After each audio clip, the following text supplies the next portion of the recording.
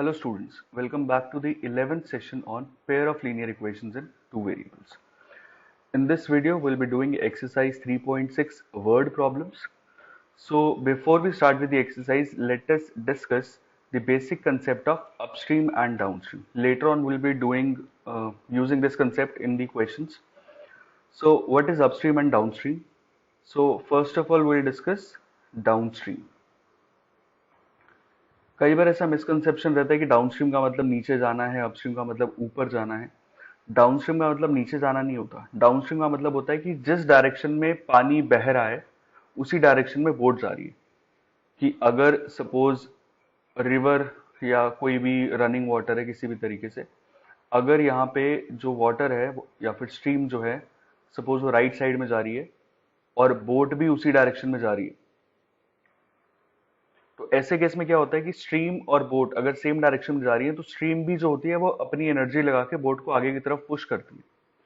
तो सपोज जो पानी है उसकी speed is x kilometre per hour और जो बोट है उसकी स्टिल वाटर में, अगर हम उसको खड़े पानी में चलाएं, कहीं पर पानी ऐसा फ्लो नहीं कर रहा, अगर हम उसको स्टिल वाटर में चलाएं तो अगर उसकी स्पीड को हम y kilometre per hour assume कर लें तो इस केस में जो स्पीड हो जाएगी बोट की डाउनस्ट्रीम के केस में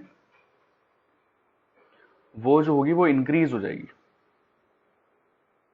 तो बोट की स्पीड जो होगी that will be x plus y kilometre per hour.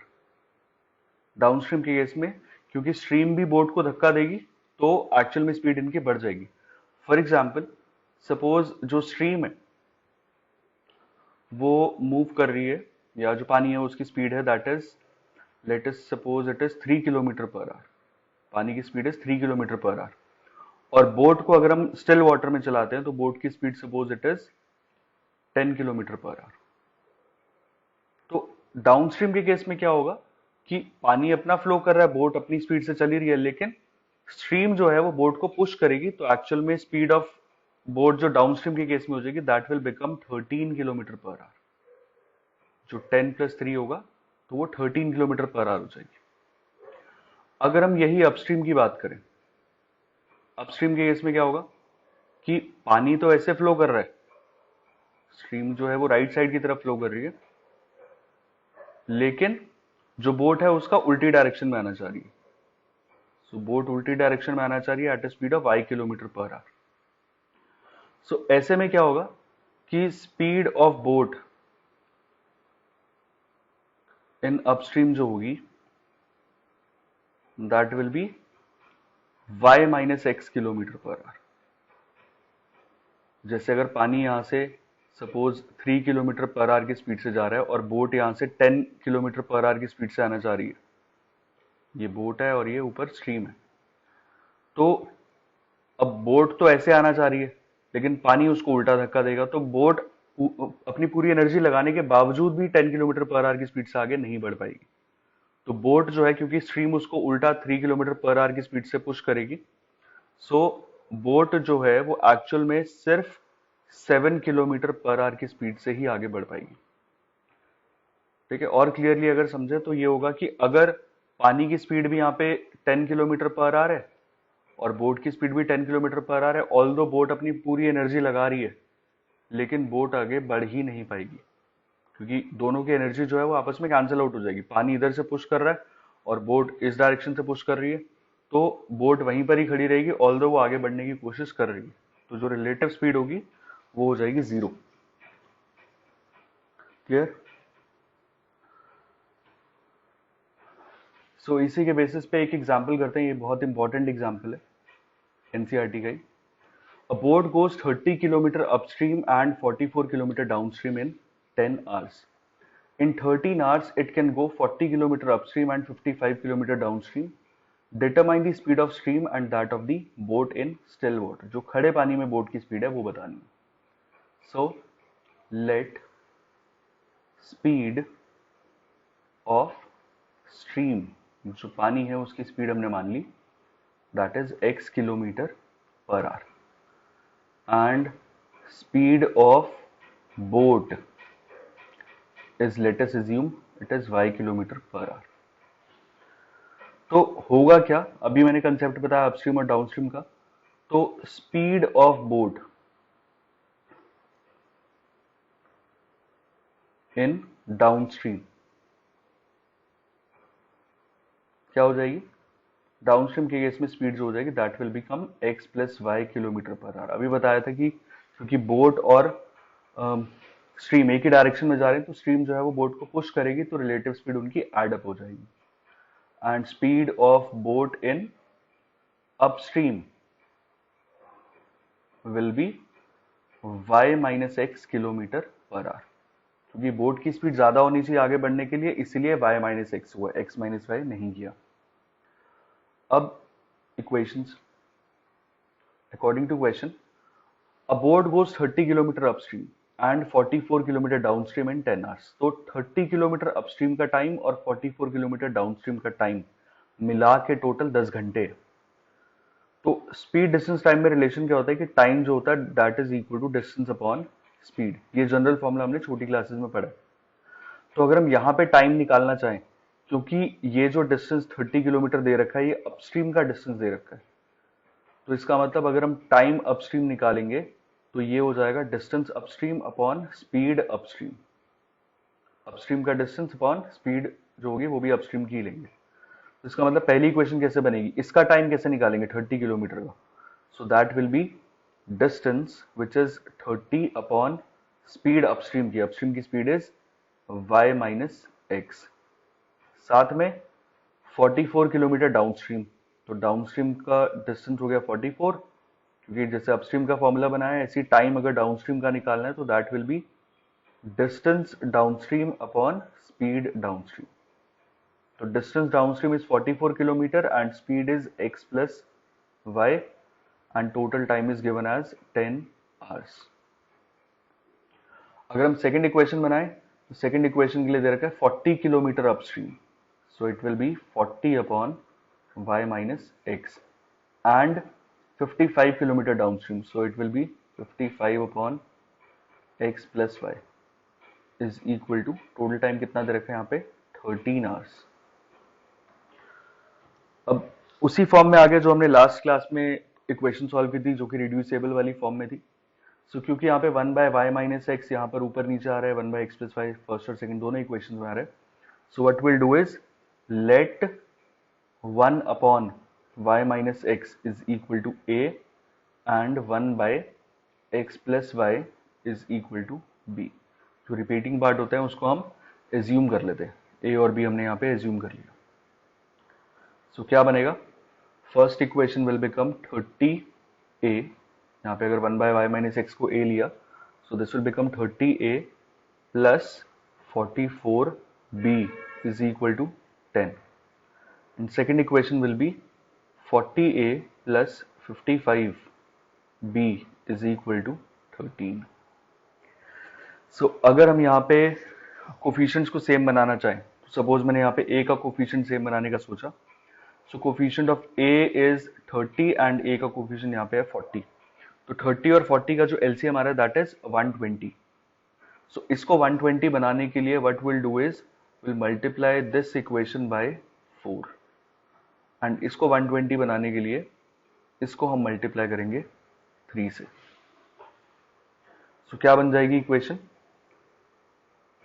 120a plus 44 into 4, 4 4 जा 16, 6 1 carry 176b is equal to 40।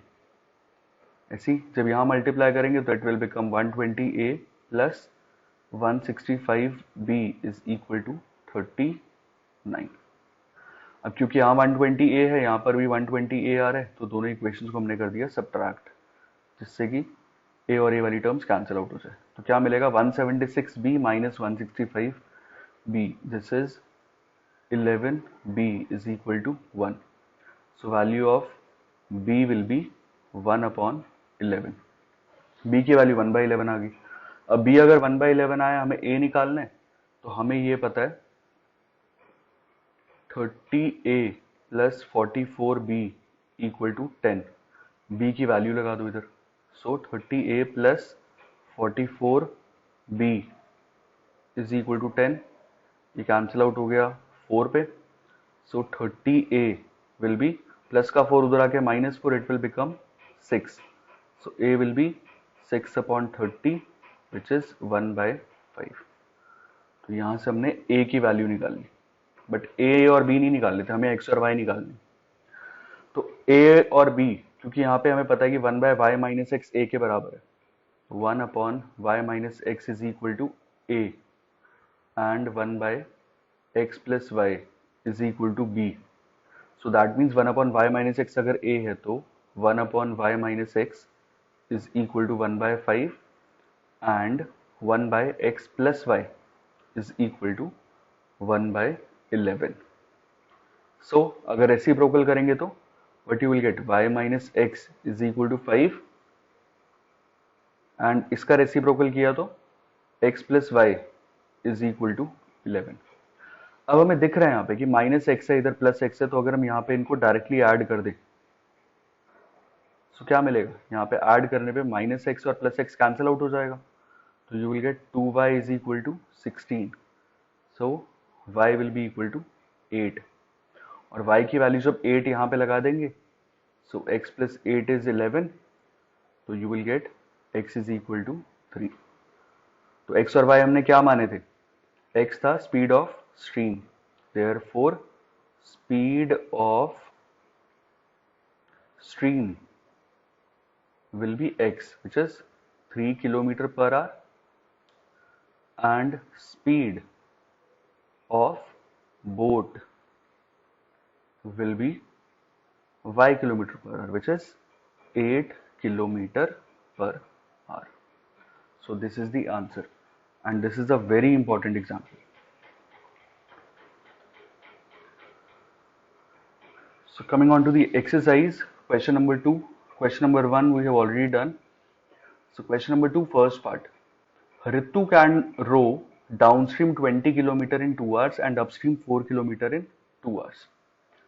Find her speed of rowing in still water and the speed of the current. तो हमें current मतलब जो पानी है, जो stream है, उसकी स्पीड बतानी है और किस स्पीड से वो चला रही है अपनी बोट, वो स्पीड बतानी है। So let speed of rowing in still water, ये बोट की स्पीड है, तो बोट की स्पीड स्टिल वाटर में एज्यूम कर ली, that is suppose x kilometre पर hour, and speed of current, current मतलब water, is suppose y kilometre पर hour. So that means speed of boat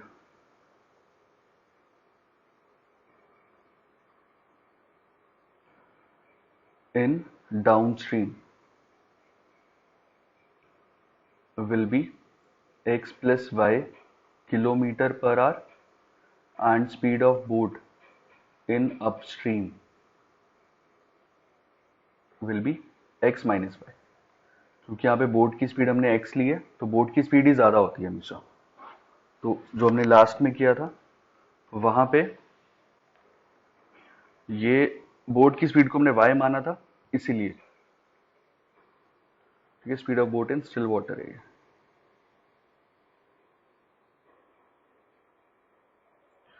अच्छा, सो अब यहाँ पे क्या गिवन है कि 20 किलोमीटर डाउनस्ट्रीम के लिए उसको 2 आवर्स लगते हैं। तो टाइम कैसे निकालेंगे, टाइम का formula same, distance upon speed. सो टाइम यहाँ पे जो कि हमें 2 आवर्स दे रखा है, अकॉर्डिंग टू क्वेश्चन जो 2 आवर्स है वो किसके इक्वल होगा, time is distance upon speed. तो डिस्टेंस भी दे रखा है 20। अब क्योंकि ये डिस्टेंस जो था वो डाउनस्ट्रीम का दे रखा था, तो जो नीचे स्पीड लेंगे that will also be of downstream, तो वो आ जाएगा x plus y. So 2 will be equal to 20 upon x plus y. ठीक है, ये फॉर्मूला यूज किया, time is equal to distance upon speed. तो x प्लस वाई कितना आ गया, x plus y will be 20 upon 2 which is 10। This is the first equation. Second कैसे बनेगी, सेकंड में दे रखा है अपस्ट्रीम 4 किलोमीटर इन 2 आवर्स। तो सेम जो डिस्टेंस होगा that will be, sorry time जो होगा that will be distance upon speed, distance is 4 and speed, अब क्योंकि अपस्ट्रीम का है तो speed upstream will be x minus y, तो 4 upon x minus y. So you will get x minus y is equal to 4 upon 2, which is 2. This is the second equation. So first और second equation को अगर हम एक साथ लिखें तो x plus y is equal to 10 and x minus y is equal to 2। दोनों equations आ गई। अब एलिमिनेशन बहुत इजीली अप्लाई हो जाएगा यहाँ पे अगर हम इन दोनों इक्वेशंस को ऐड कर दें। अगर इनको ऐड करेंगे तो क्या मिलेगा, x y और माइनस वाई कैंसिल हो जाएगा, you will get 2x is equal to 12, so x will be equal to 6 और x की वैल्यू अगर 6 है, so put x is equal to 6 in suppose first equation. First में लगाया तो 6 plus y is 10, so y will be equal to 4. Therefore speed of, ये conclusion वाली statement तो लिखनी है, तो speed of rowing will be x, that is 6 kilometer per hour, and speed of current will be 4 kilometre per hour. जो पानी है वो 4 किलोमीटर पर आवर की स्पीड से चल रहा है और जो बोट है वो स्टिल वाटर में 6 किलोमीटर पर आवर की स्पीड से चल जाती है। Second question, second part, 2 women and 5 men can together finish an embroidery work in 4 days while 3 women and 6 men can finish it in 3 days। तो 2 वुमेन और 5 मेन मिलके एक वर्क करते हैं 4 डेज में and 3 women and 6 men finish it in 3 days. हमें बताना है find the time taken by 1 woman alone to finish the work and also taken by 1 man. So let time taken by 1 woman is, let us suppose it is x days, women to complete one work। एक work को complete करने के लिए suppose एक women को x days लगते हैं and time taken by 1 man to complete one work is suppose it is y days. एक मैन को लगते हैं y डेज। अब क्योंकि ये वर्क डन वाला क्वेश्चन है तो वर्क डन वाले कंसेप्ट से करेंगे। ऑलरेडी ये वर्क डन वाला कंसेप्ट आपने क्लास 8th में किया हुआ है और 9th में थे कुछ कंसेप्ट। सो उसी कंसेप्ट को अगर हम अप्लाई करें तो एक बार वैसे थोड़ा सा रिकैप देख लेते हैं कि सपोज अगर एक वुमेन 3 डेज में काम कंप्लीट करती है, 3 डेज में अगर एक वर्क कंप्लीट होता है तो दैट मीन्स एक दिन में कितना वर्क कंप्लीट होगा, एक दिन में 1/3 of the work will be completed. अगर 3 दिन में एक काम पूरा कंप्लीट होता है या 3 दिन में अगर आप लोग एक असाइनमेंट करते हो तो इसका मतलब एक दिन में कितना असाइनमेंट कंप्लीट होगा, only 1/3 of the assignment will be completed. So ऐसे ही अगर हम मान के चल रहे हैं कि अगर x डेज में एक वुमेन काम कंप्लीट करती है, 1 work is completed, so that means in 1 day 1/x of the work will be completed। जैसे 3 दिन में अगर एक काम कंप्लीट होता है तो दैट मीन्स एक दिन में हुआ 1/3 ऑफ द वर्क। सो ऐसे ही अगर x डेज में एक काम कंप्लीट होता है तो एक दिन का हो जाएगा 1/x of the work. So अगर x डेज में एक काम कंप्लीट हो रहा है तो इसका मतलब एक दिन में 1/x ऑफ द वर्क हो गया। सो 1/x is the work done by 1 women in 1 day. But यहाँ पे फर्स्ट कंडीशन में क्या दे रखा है, 2 वुमेन। तो 2 वुमेन कितना काम करेंगी एक दिन में, एक वुमेन अगर 1/x करती है तो 2 वुमेन कितना करेंगी, 2 into 1/x। ऐसे ही 5 मैन, अगर एक मैन y डेज में कंप्लीट करता है तो 5 man will complete in 1 day he will complete 1/y of the work and 5 men will complete 5 into 1/y of the work। अब क्योंकि ये मिल के 4 दिन में काम कंप्लीट करें, they complete the work in 4 days, but we are comparing 1 day work. So अगर 4 days में एक वर्क कंप्लीट हो रहा है सो दैट मीन्स एक दिन में कितना होगा, एक दिन में 1/4 of the work will be completed. यहाँ पे हम वर्क डन कंपेयर कर रहे हैं, so it will be equal to 1/4 because only 1/4 of the work will be completed. ऐसी सेकेंड कंडीशन को देखें, वाइल 3 वुमेन, सो 3 वुमेन का क्या हो जाएगा, 3 into 1/x and 6 men, 6 men का हो जाएगा 6 into 1/y is equal to, कितने दिन में करते हैं, 3 डेज में। So in 1 day they will complete 1/3 of the work. Same उसी फॉर्म का आ गया। So let 1/x is equal to a and 1/y is equal to b. Assume कर लिया। सो इक्वेशंस क्या बनेंगे अब? So you will get 2a plus 5b equal to 1 by 4 and 3a plus 6b equal to 1 by 3।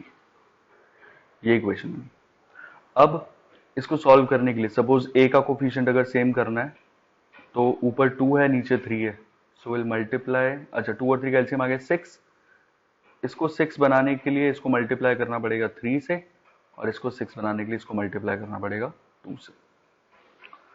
Elimination मुझे easy लगता है इसलिए मैं एलिमिनेशन से करता हूँ, अदरवाइज आपको जिस मेथड से सही लगे आप उस मेथड से कर सकते हो। इसमें कोई रूल नहीं होता वर्ड प्रॉब्लम में कि आपको एलिमिनेशन से करना है कि सब्स्टिट्यूशन से करना है।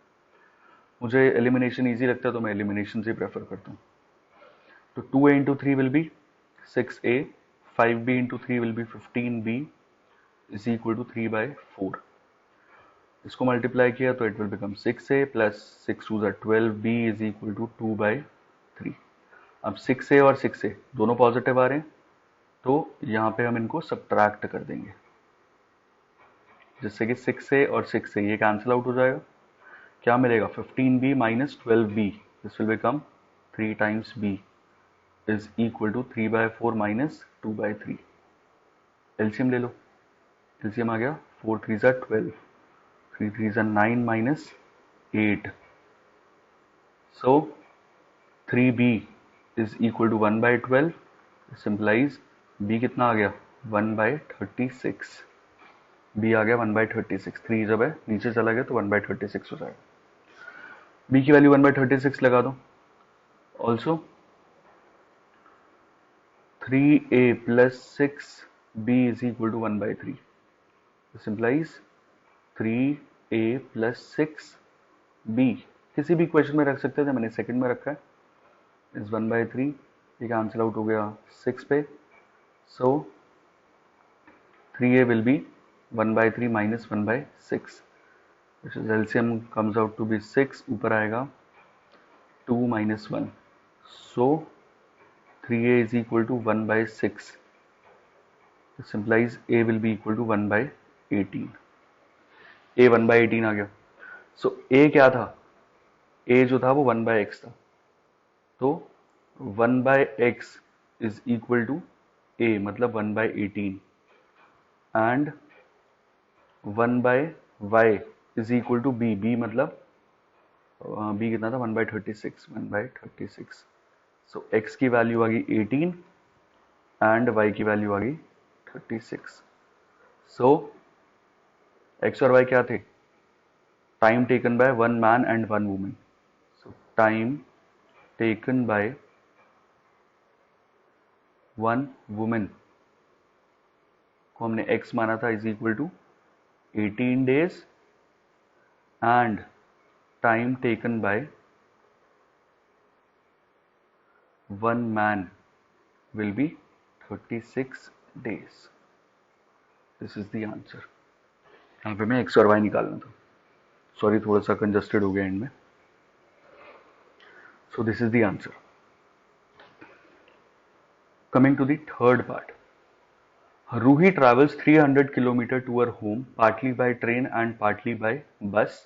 She takes 4 hours if she travels 60 km by train and remaining by bus.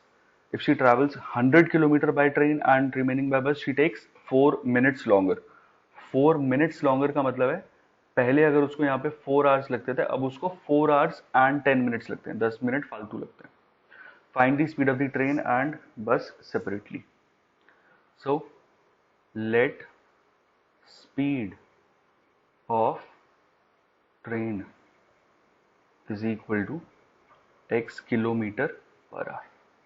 Train की स्पीड मान लिया x किलोमीटर पर hour and speed of bus is equal to y kilometre पर आवर। अब कंडीशन क्या दे रखी है कि 300 किलोमीटर वो ट्रैवल करती है, अगर 60 किलोमीटर ट्रेन से करे बाकी बचा हुआ बस से करे। टोटल 300 है, 60 अगर ट्रेन से कर रही है इसका मतलब बस से कितना कर रही है? 240 kilometre she is travelling by बस। तो इसका मतलब जो टाइम टेकन बाय बस है प्लस जो टाइम टेकन बाय ट्रेन है that is equal to total 4 hours. पहली कंडीशन का मतलब ये। और टाइम का फॉर्मूला क्या होता है? टाइम होता है distance upon speed. Time is distance upon speed. तो अगर हमें ट्रेन का टाइम निकालना है तो ट्रेन का डिस्टेंस क्योंकि 60 किलोमीटर है तो ट्रेन का टाइम कितना हो जाएगा? Distance which is 60 upon speed of the train. Train की स्पीड कितनी एज्यूम किया? x। तो 60 upon x is the time taken जो कि ट्रेन में ट्रैवल का लगा। 60 अपॉन x ट्रेन के ट्रैवल का टाइम। बस का डिस्टेंस है 240, सो दिस इज 240। उसकी स्पीड है y, तो ये आएगा 240 upon y is equal to total time. Total time कितना है? Total time is 4 hours. क्योंकि यहां पर भी किलोमीटर पर आवर में था तो यहां पर भी इसको आवर्स में ही रखना है वैसे भी। Second condition, if she travels 100 kilometre by train, तो अगर 100 अपॉन x हो जाए एंड रिमेनिंग बाय बस। बस का कितना हो जाएगा? अब अगर 100 किलोमीटर ट्रेन से है तो बस का हो जाएगा 200 किलोमीटर, क्योंकि टोटल 300 था तो 100 अगर ट्रेन से है तो 200 विल बी बाय बस। तो ये आ जाएगा 200 upon y is equal to total time कितना है? 10 मिनट फालतू। पहले लगते थे 4 घंटे और अब लग रहे हैं 10 मिनट फालतू। अब क्योंकि ये आवर्स में चल रहा है सब, तो यहाँ पर भी मिनट्स को हम आवर्स में कन्वर्ट करेंगे। तो 60 से डिवाइड कर दिया तो 10/60, सो ये आएगा 4 + 1/6। एलसीएम लेंगे तो 6 4 24 एंड 1 25/6 आवर्स। अब वही सेम जो रिपीटिंग पार्ट है, 1/x is equal to a and 1/y is equal to b। क्या बनेगा इधर?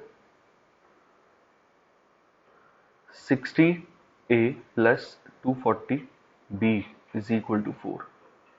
तो 1/x को a लिया, 1/y को b लिया, तो 60a + 240b is 4 and second equation आएगी 100a + 200b is equal to 25/6। ये आ गया। इसके बाद फ्रैक्शंस में आ रहा है तो फ्रैक्शन को थोड़ा सा अवॉइड करते हैं। तो फर्स्ट इक्वेशन तो सेम रहेगी, 60a + 240b is equal to 4।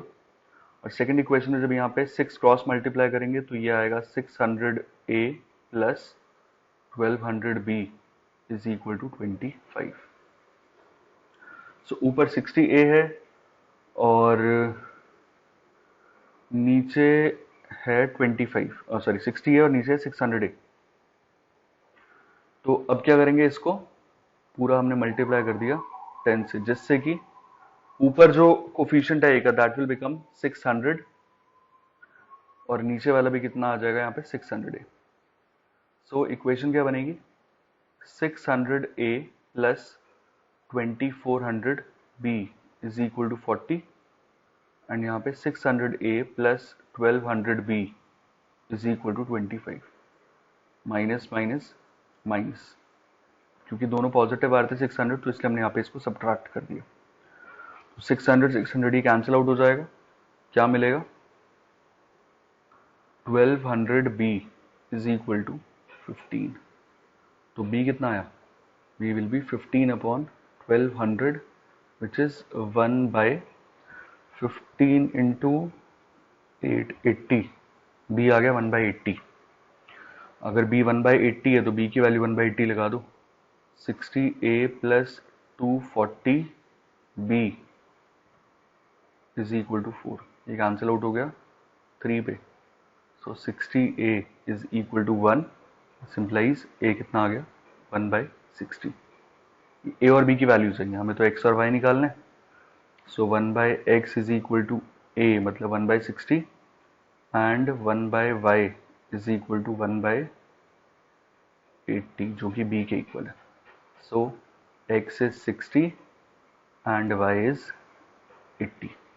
x क्या था? x was speed of train, therefore speed of train is equal to 60 km/h and speed of bus will be 80 km/h. So with this we have completed exercise 3.6. In the next video we'll be doing exercise 3.7 which is the optional exercise. और in case अगर आपको इस exercise में इसमें 3.6 में अगर कोई doubts हैं तो आप इस वीडियो को एक बार दोबारा देखना.